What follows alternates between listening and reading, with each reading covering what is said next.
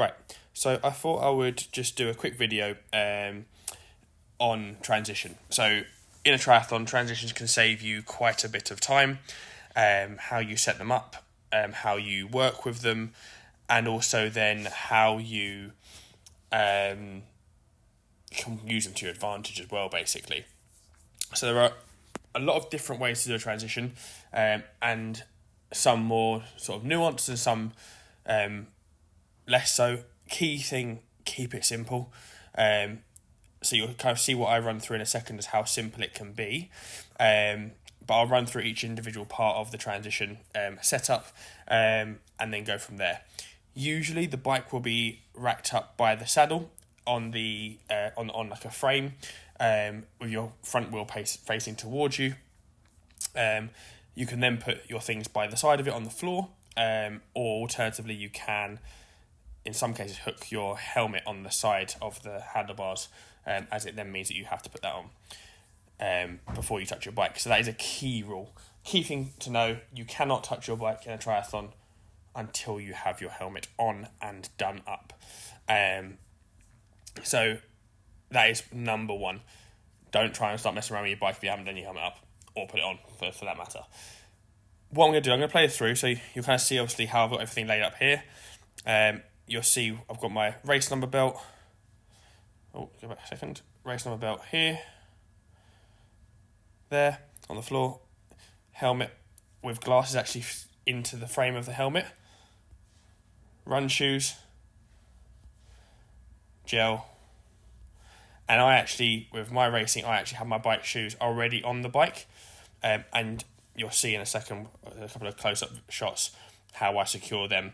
But this is not a necessity at all. This is just the way that I like to do it. But you can have your bike shoes on the floor, ready to go. So if I kind of play it through. So there you go. So on the left, going left to right, you've got number belt. So it has to be on during racing for bike and run legs. On the bike leg, the number has to be facing behind you. On the run leg, it has to be facing in front of you. So number belt's really easy because then you can just spin it round and then it is one number. Nice and simple. Sometimes if you're wearing a wetsuit as well, you will be able to have that underneath. But sometimes you will also then have to take it off prior, because in case the number rips off. So the type of pouch that I have means the number doesn't rip. So I would wear that underneath a wetsuit just to save me, again, a couple of seconds. As we then go through there, we then go on to how I've laid my helmet out. So obviously, number belt is on the left. You can see I've laid it face down and the Velcro is in an open loop. Think about how you set things up. So again, open loop means I can literally grab the loop and I put my leg straight in. I don't have to faff around trying to untangle it. Helmet-wise, you can see I have laid the straps out. I've got them out and open, so I can literally pick up the helmet, go straight on my head. The straps will then fall straight down, and then I can literally clip it up.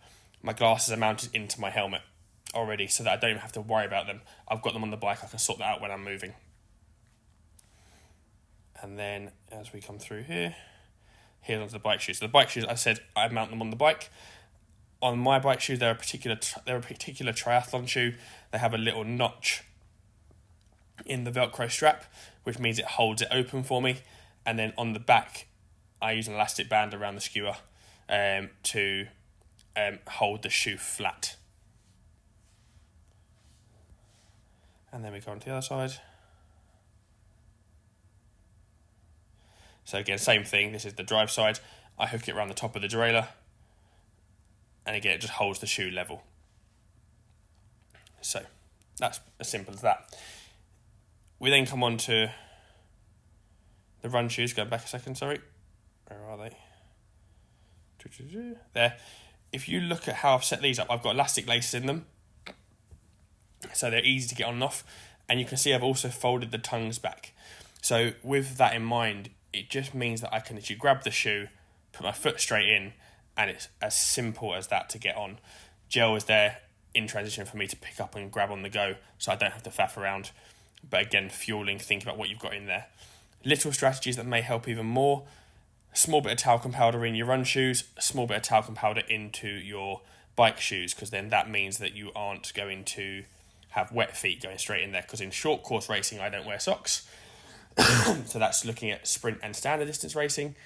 But in long course I then would, so middle distance, a half Ironman, full distance I would wear socks, and it just depends on where you'd want to put them on. Do you put them on before the bike, or do you put them on before the run?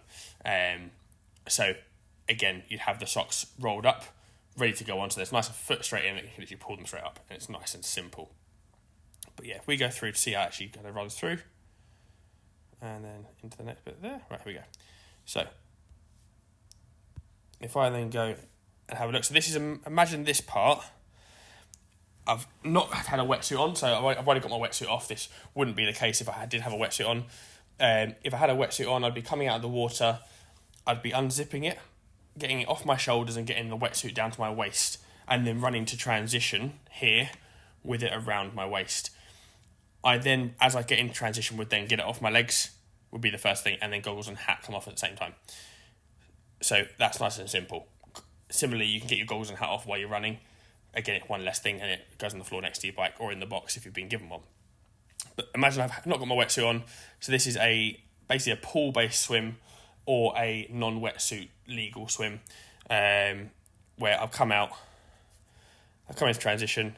So you'll see here, number belt straight on, helmet on, straps fall down, clipped up, and bikes off we go. So you'll run with the bike to your mount line. So we said it's mount lines here. Right, so what I do here is, there's a number of different ways to do this. If you haven't had your bike shoes on the bike already, this is where you'd stop, you'd step over, clip your feet in, and off you'd ride. Because that mine are already on here, you've kind of got two options. You've got a flying mount, which is where you jump straight on the bike is moving, and then you put your feet straight in. Or what I like to do, just because the flying mount can be a bit risky if you get it wrong, if you catch your leg on the saddle, for example, where if you kind of get it right, it can save you a few seconds. If you get it wrong, it can cause you a lot of problems. So with what I do is I tend to step over the bike. You'll see here, my right foot, if you can see it there, goes straight into my shoe. That then pushes down, pushing me off, and you can see that elastic band on my left shoe is holding the shoe tipped up and open. Okay, so as my left foot comes up, it goes, finds the shoe, straight in, and then off we go. Once I'm up to speed and I'm moving around, I'll then be coming and doing my straps back up. This is me coming back in, so you'll see there, I've taken my feet out of the shoes, put them on top, and then hit dismount line, leg comes off, and then I'm straight in. As I say, helmet off, run shoes on, grab my gel, belt goes round, and off we go. As simple as that.